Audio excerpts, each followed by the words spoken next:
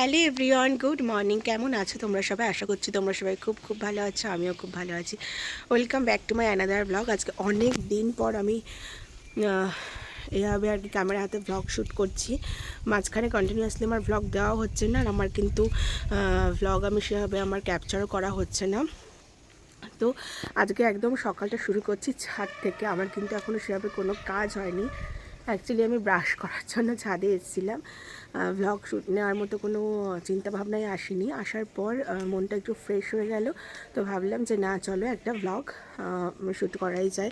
সেই জন্যই আর কি ভ্লগের ইন্ট্রোটা দিচ্ছি। আরও মন ভালো হয়ে যাওয়ার কারণ হচ্ছে, মানে ছাদে আসলে এমনি মন ভালো হয়ে যায়। আর নিচের ব্যালকনির সমস্ত গাছগুলো কিন্তু আমি, যেহেতু বৃষ্টি হচ্ছে, তো ছাদে শিফট করে দিয়েছি। সেটা তোমরা দেখেছো ভ্লগে।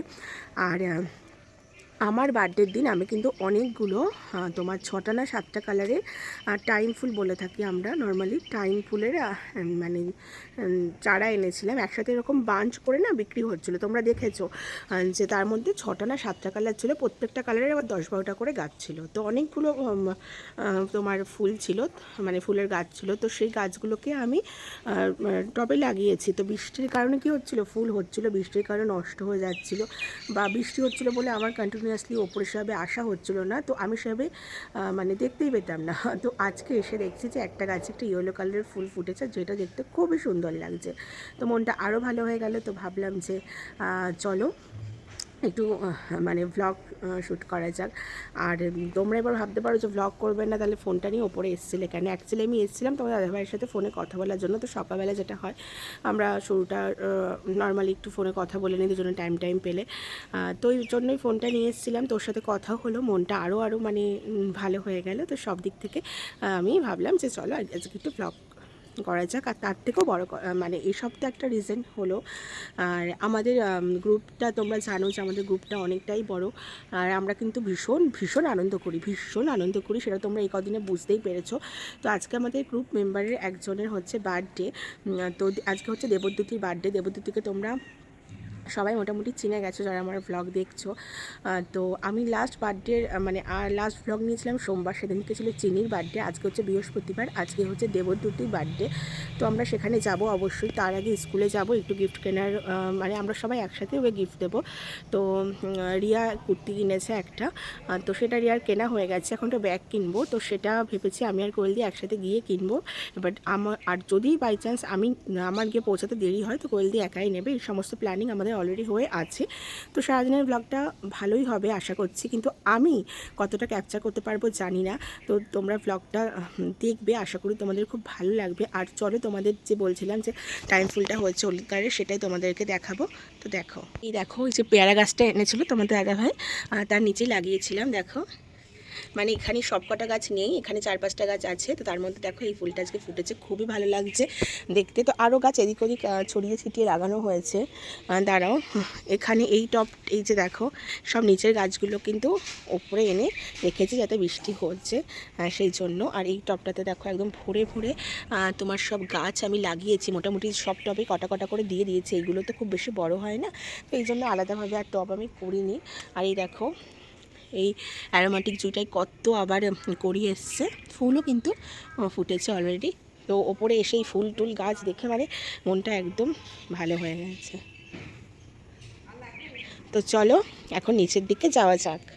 তো চলে আসলাম এখানে কিচেনে। আর এখানে দেখো আমি অলরেডি চাল টাল ধুয়ে রেখেছি। আর এখন আমি তোমার ভাতটাও বসিয়ে দিলাম ইন্ডাকশানে।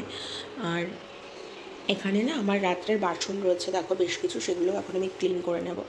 আর তার আগে আমি একটু যে গরম জল খাই সেটাও খেয়ে নেবো। নিয়ে আসলাম কফি মগটা। আর এই মাইক্রোওয়েভে জল গরম করাটা না আমার কাছে ভীষণ ইজি প্রসেস মনে হয়, মানে ফট করেই যেন হয়ে যায়। জলটা একবারে দিলাম, গরম হয়ে গেল, আর বেরিয়ে আসলো, খেয়েও নিলাম। তো আমাদের কাজের এখন সত্যি অনেক সুবিধা হয়েছে।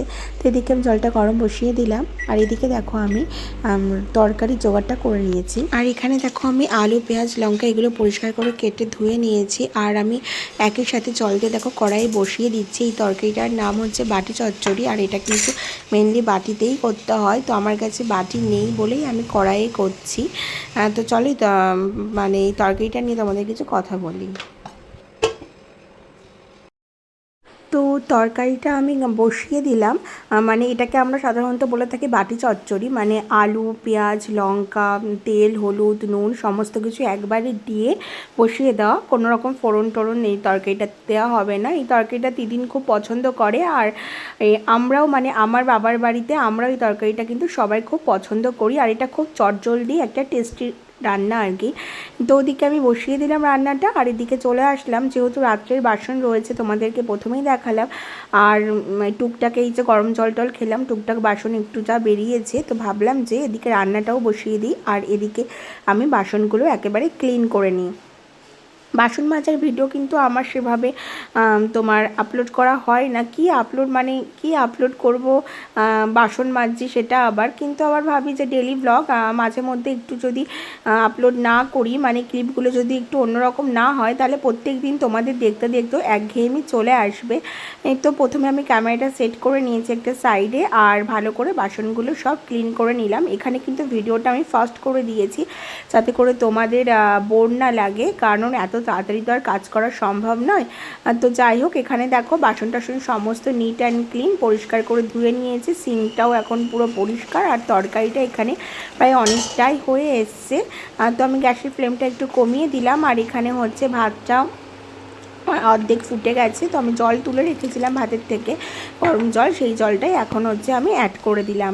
তো ওপরের কাজগুলো সমস্ত গুছিয়ে চলে এসেছি নিচে দুধ নিতে, ঠিক আছে। তো এই যে এখানে দুধের বাটিটা রাখাই রয়েছে, তো এখন আমি ওই দুধটা নিয়ে ওপরে চলে যাব, নিয়ে গিয়ে দুধটাও আমি জালে বসিয়ে দেব। তো এইভাবে কিন্তু সকালের কাজগুলো আমার মোটামুটি সমস্ত কিছুই ডান। আর এখনও কিন্তু তিতিন ঘুম থেকে ওঠেনি, তিতিন ঘুম থেকে ওঠার আগেই আমার সমস্ত কাজ আশা করি হয়েই যাবে। আর এখন এই যে আমি চলে এসেছি তিতিনকে ঘুম থেকে তোলার জন্য। মামা, মামা ওঠো, গুড মর্নিং। তো এরপর তিতিনকে স্কুলে দিয়ে তারপর আমরা চলে এসেছি মিও আমোরেতে দেবদূতির জন্য কেক নেবো, তাই মাঝখানের কোনো রকম ক্লিপ আমার আর নেওয়া হয়নি। তো দেবদূতির জন্য একটা ব্যাগও আমরা নিয়েছি, যেমন তোমাদেরকে সকালেই আমি ইন্ট্রোতে বলেছিলাম। তো আমি আর গোল্ডে একসাথেই হচ্ছে দেবদূতির জন্য ব্যাগটা নিয়ে নিয়েছি, আর এখানে মানে দেবদূতির জন্য একটা কেকও চুজ করা হলো। তো চলো তোমাদেরকে একটুখানি দেখাই যে দেবদূতির ব্যাগটা কেমন হয়েছে। আমি গোল্ডিকে বলছিলাম যে গোল্ডি একটু বার করে দাও, আমি একার পক্ষে আর কি বার করা সম্ভব হচ্ছে না, যেহেতু আমার এক হাতে তোমার ক্যামেরা রয়েছে আর কি। তো এই যে ব্যাগটার কালারটা দেখো, অলিভ কালার। এই ব্যাগটা কিন্তু আমাদের খুবই পছন্দ হয়েছে, আর আমরা মানে আমাদের গ্রুপে আর কি, আমাদের যে গ্রুপটা আছে সেই গ্রুপে আমরা ফটো তুলে পাঠিয়েছিলাম যে ব্যাগটা সবার কেমন লাগছে, তো সবারই খুব পছন্দ হয়েছে ব্যাগটা। তো এই সমস্ত কেনাকাটা করে কিন্তু বাড়ি চলে এসেছি, তার মাঝখানে বেশ খানিকটা সময় কেটে গেছে। এখন আমি পুরো স্নান করে ফ্রেশ হয়ে যাচ্ছি তিতিনকে স্কুল থেকে নিয়ে আসার জন্য। আর এখন হচ্ছে সন্ধেবেলা, মাঝখানে আর কোনো রকম ক্লিপ নেওয়া হয়নি, এটা হচ্ছে সন্ধেবেলা। আমরা অলরেডি চলে এসেছি দেবদূতির বাড়িতে। দেবদূতির বাড়িতে এসে আমরা কিন্তু একটা মানে হুজ্জুতি শুরু করে দিয়েছি অলরেডি। তো আমার ঠিক আছে, নেওয়া হয়নি। Happy birthday to you. Happy birthday, dear Devduti. Happy birthday to you. Now, সবাই এবার আন্টিকে কেক খাইয়ে দাও। সবাই আন্টিকে কেক খাইয়ে দাও। দাও। সবাই আন্টিকে কেক খাইয়ে দাও। সবাইকে হ্যাঁ, আন্টিকে কেক খাইয়ে দাও মাম্মা।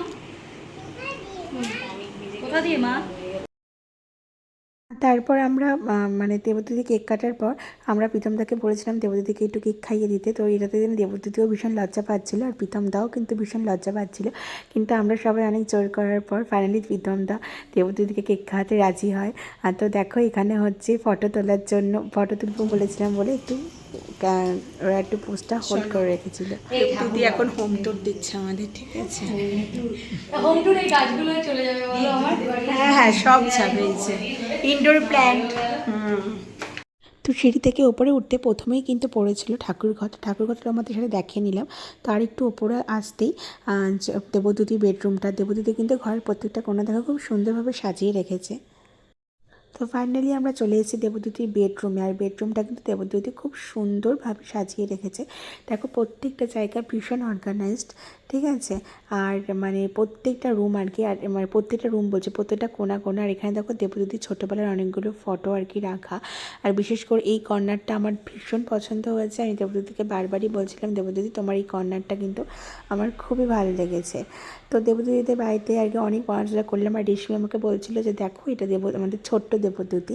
তাই বললাম হ্যাঁ এটা আমাদের ছোট্ট দেবদূতি, এখন বড় হয়ে গেছে। তো ওপর থেকে আমরা চলে আসলাম নিচে। আর এখানে হচ্ছে বাচ্চারা খেলাধুলো করছিল। আর আমি না ডিনার ওদের বাড়িতে করতে পারিনি, কারণ আমাকে 9টার সময় বেরিয়ে যেতে হয়েছিল।